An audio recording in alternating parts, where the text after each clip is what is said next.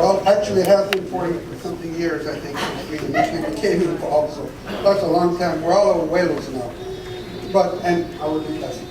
But back in, I'm supposed to talk about 68 and 69, and if you reflect back upon that time, that was a very volatile, very turbulent period in our country. There was a lot of movements taking place. There was the anti-Vietnam War movement. There were free speech movements. There were the Black Power movement had escalated significantly. There was a very prominent women's movement. There were political movements throughout the country. There was the SDS. There were small liberation labor activity. All of this was affecting us. It was impacting the Latino community. But we really did understand our role. Although we were involved in those movements, but as individuals, not as a community, not as a collective identity with an agenda and with a mission. But we were involved as individuals. For instance, Mario Savio was head of the free speech movement in Berkeley. And we had Chicanos involved at various levels in many of these different types of movement. At Fresno City, where I was at in 67 and 68, when we started organizing Latinos there, we didn't know why we were organizing them. We just knew that we had to, that there were some needs in our community that had to be addressed. We were seeing what was happening all around us. We were looking at what some of the issues were, especially the black community. The black community was very clearly identifying and defining what their issues were. And we learned a lot from that. And we're saying, you know what? Their issues are our issues. And we began to learn to see that. The Vietnam War, we started seeing Latinos come back from Vietnam that were concerned, that were upset, they felt rejected. They felt at home in our small group. They felt at home. And they start talking about issues. And so we became involved as a group. And that group itself began to branch out to Fresno State and meet with students there. We began to reach out to San Jose State and other campuses there, such as MAS, Mexican American Student Confederation. But these students were like far left. It was incredible, from Berkeley and Stanford. They wore black berets and military jackets and combat boots. And for a small student of farm worker background, and God, this was too alien. And then they had pictures of Che Guevara. We didn't know who the hell it was. It was their background. And they had some very radical agenda, and they were associated with a lot of these movements. But we identified with this group because they began talking about Chicano issues, or Latino issues at that time, or Mexican American issues. That group at one time contacted us and advised us that there was going to be a first statewide conference at UCLA. It was being sponsored by UMAS, United Mexican American Students. And they said, you know what, organize the students at Fresno City College. We want them to get there. We want a large contingency from Fresno City College. And sure enough, we had 50 students from Fresno City College that went to the UMA conference. We promised them streamlined buses and good hotel accommodations. 2 labor buses without seats showed up. That labor bus broke down on Grapevine in the middle of winter. Fortunately, I've been picked up by some of the leadership because we were going to talk, right, and organize our thoughts. So I didn't see any of that, but boy, I got a lot of flack for that for a couple of years. But when we went to the UMAS conference, we were really, really upset. We saw a lot of middle-class Latinos, students, similar to what we were seeing at Fresno State, that kind of kept us aloof. Leah Ibarra was the exception. Leah was a sweetheart from the very beginning. And Leah, she was always there. Guillermo Lopez, Martinez, I'm sorry, may rest in peace. There were a few students there that had the heart. In fact, Leah and I started branching out to San Jose. And we spent many, many, many hours there. I spent a whole summer working with the students at mosque. They had me in the community knocking on doors, pushing their newspaper.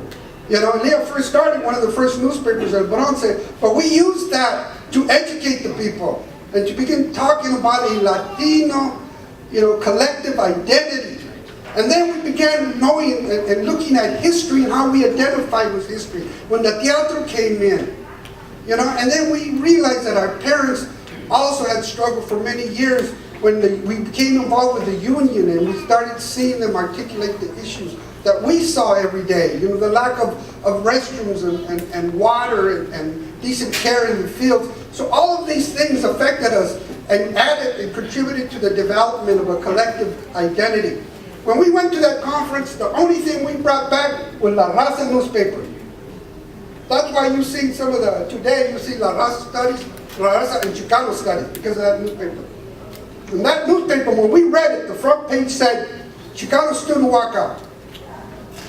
Just blew our minds. You mean Chicanos can organize collectively and have large demonstrations like this? I mean, it was an incredible experience, enlightening for us. So, and then when you opened it, you saw a clear delineation of demands.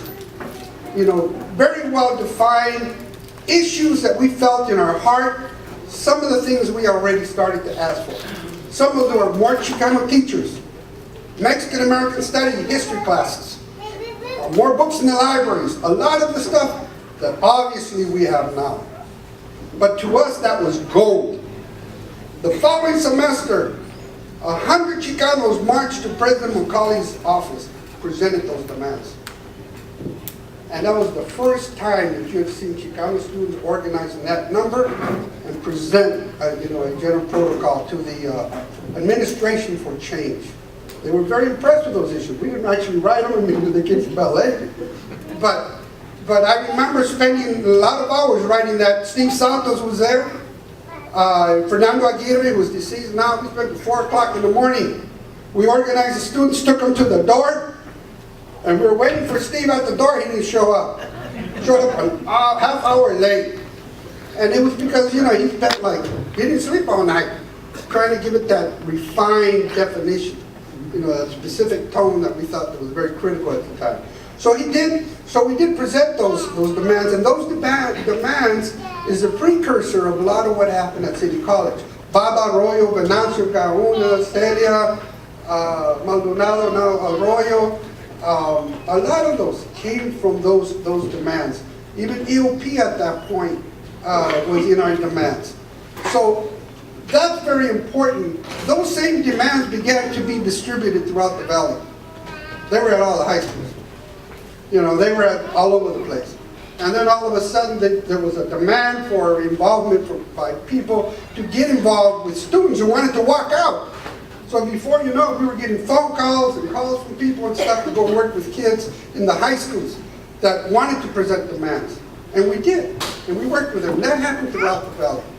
So that's very important. And some of the things you got to remember that when we finally were able to form an organization on campus, we drew upon those people that were already somewhat politically literate, did not really have a strong Latino identity at that point, because to us it was something we just accepted and we didn't think of it in political terms. But people like Steve Santos, he was the most articulate person on the Vietnam War that we all knew. He's got his stats and he's read every book that's in the library. So he knew everything about Vietnam, so he was constantly on the Vietnam War issue. That was all he did. But that was his world. Fernando Aguirre, he was in SDS, Students for Democratic Society, and he was their in-residence specialist on Marxist ideology. So, this is who we drew upon. And finally, we formed that collective identity. We were able to begin working with students at Fresno State, as well as students from other campuses, such as Mosque, and the movement just took off from there. We became involved with the community at many different levels, even internationally. We had students coming to Fresno from Mexico City. The Mascarones were here. They came in from Mexico City. Students would come here that were being chased by the Halcones. That was after the 1968 riots in Mexico City. They would come here. They would stay in our homes. And they would come here. Before here, they'd go to New York. And then in New York, they'd go to Germany or France because they were chasing them. And so it was a very volatile period. And, at some point, we began to reflect upon ourselves and to, find that bond with our community, to identify with the farm worker movement, to define educational issues that were local. And had a local perspective. And so it was a very key period. Thank you.